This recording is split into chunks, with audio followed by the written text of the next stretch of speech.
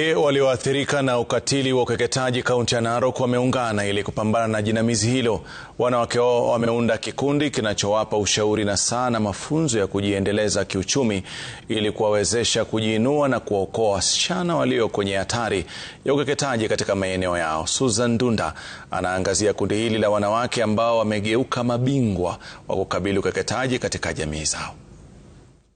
Katika eneo la Suswa, kaunti ya Narok, tunafika katika boma la Stacy na Sinkoi katika kijiji cha Oldonyo Onyokie, eneo la Suswa.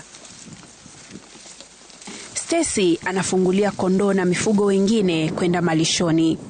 Machungu aliyopitia akiwa mchanga yamempa ukakamavu wa kuendeleza kampeni ya kuwalinda watoto wa kike wasidhalilishwe kwa kukeketwa kama alivyofanyiwa. Back in 2009 ndio nilifanyiwa ukeketaji. Nilikuwa nataka kuwa daktari na sikuweza kuwa, sababu kwa mila wakati ukifanyiwa ukeketaji wanaambia msichana, amka sasa, umekuwa mama. Mama anaamka anaenda kufanya mambo ya wamama. Madhila aliyopitia yalimwathiri kiakili, kiafya na hata kukatiza ndoto yake ya kuwa daktari. Isitoshe, Stacy alilazimika kuwa mama utotoni kufuatia dhuluma hizo. Mambo yao ya kujifungua ni ngumu sana. Haezi jifungulia nyumbani. It is very risky kwa sababu hiyo mahali inabakingi ikiwa ni scar. So mama akienda kujifungua inaenda tena kukatwa ya upya. Si yeye pekee anayepambana na mzigo wa dhulma katika boma jirani ni Rachel Kapusia. Anasimulia ukatili aliofanyiwa uliompokonya ndoto yake ya kuwa mwanariadha. Mimi nilikuwa nakimbia wakati nilikuwa mdogo. But wakati nilikeketwa, hiyo kuendeleza hiyo kimbiaji yangu iliisha. Nguvu yenyewe mimi iliniishia, sijui iliisha aje. Na pia mimi sasa nikijifungua napatanga difficulties. Watoto wawili nimefanyiwa operation kwa sababu hiyo kupush huyo mtoto na hiyo scar, it's really something ambayo ni uchungu na ni mbaya.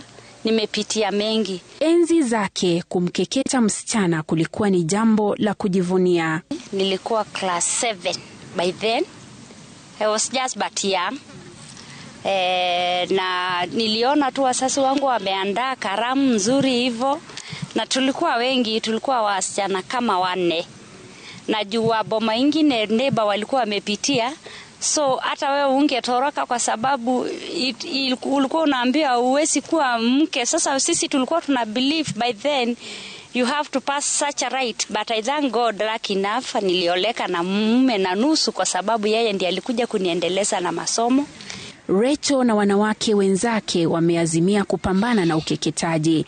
Wameunda kikundi cha Naretoi ambapo wao hujumuika na kutiana moyo.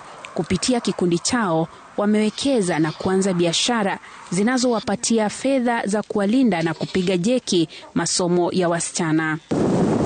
Suala la ukeketaji bado ni changamoto kubwa nchini. Tunakuta watoto wanapelekwa Tanzania ama watoto wa Tanzania wanaletwe Taveta. Wanatumia sasa madaktari kufanyia watoto ukeketaji. Hapa Taita Taveta tunakuta kwamba watoto wachanga sana chini ya miaka 5 wanafanywa ukeketaji. Japo Kenya inatarajia kukomesha ukeketaji kufikia mwaka wa 2030, bado kaunti za Wajir, Samburu, Marsabit, Mandera na Isiolo zinakadiria zaidi ya 70% ya visa vya ukeketaji.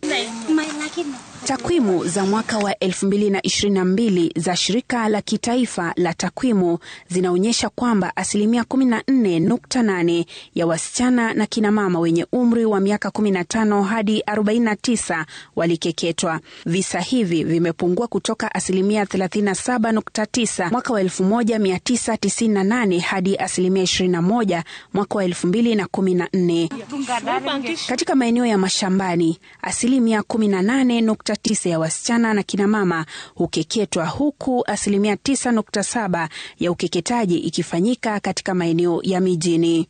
Baada ya kina mama hawa kujua madhara ya ukeketaji, waliungana pamoja kama kikundi cha Naretoi na kuanza kampeni ya kupinga na kuhamasisha kina mama kuhusu ubaya wa ukeketaji kwa mtoto msichana.